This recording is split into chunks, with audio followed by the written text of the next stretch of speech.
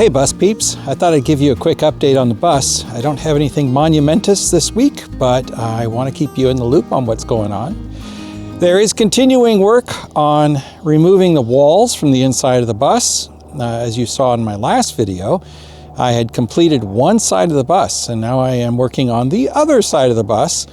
But since that's kind of the same thing all over again, I thought, I'm not going to make another video for that. Don't want to bore you guys, keep you up to date. Also, winter happened here. It's been quite cold, and the snow's on the ground, and I haven't been able to move the bus around much. The dualies just don't get much traction in the snow. So it's been sitting in the shop. I have managed to do a few things.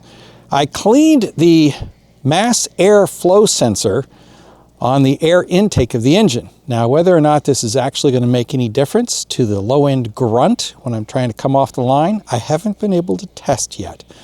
But for engine fanatics, I thought I'd pass along that I had done that. I also have been investigating the wiring. I have disconnected some of the bus's internal wiring, the specialty wiring that was used for things like sensors on doors and the internal air conditioner and the internal heater. Those have all been disconnected, and in fact, I'm down to a point where I think I've isolated everything down to the bifold door and the running lights. The running lights are going through the bus breaker panel. So I'm going to have to figure out how I can run a lead from the lights on portion of the wiring harness for the chassis so that the running lights will come on the body of the bus. I'm not a welding expert, but this doesn't look quite right to me. Fortunately, I don't think this is absolutely structural, any of these welds. These are merely to hold the document boxes that are above the driver's position. It all seems very sturdy, there's no wiggle to it, and I think I'm going to leave those alone. And I'm going to take out those boxes that are there now so that I can better utilize all of the empty space that's back here. There's a number of hoses, like this is the air conditioning hose right here. That's going away, and there's other wiring bundles that'll go away, which will give me much more access to this space, and I can build out much deeper boxes for storage above the driver position. I've also been removing the back panels off of the bus. I can now see the wiring and the mounting points for the flashing lights, which I intend to remove and put caps on.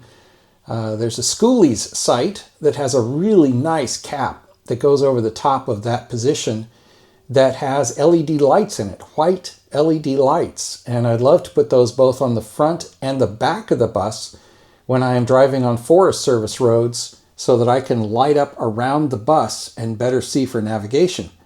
So those will get delivered, but it also shows me some of the wiring that I could probably reuse for the new lighting that I'm going to be installing. So there you go, just a quick update, and I will continue to work on the bus. I have worked out how I'm going to build out the floor.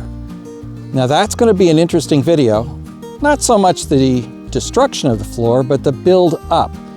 It's going to consist of some marine plywood. What? Because there's no steel pan in the bottom of the floor of this bus. We got to come up with something that's going to be strong enough to withstand the elements. So I'll be working on that. Hey, if you're working on your own schoolie, or if you got plans to, I hope yours goes at least as well as mine does, and I'll catch you next time. See you later.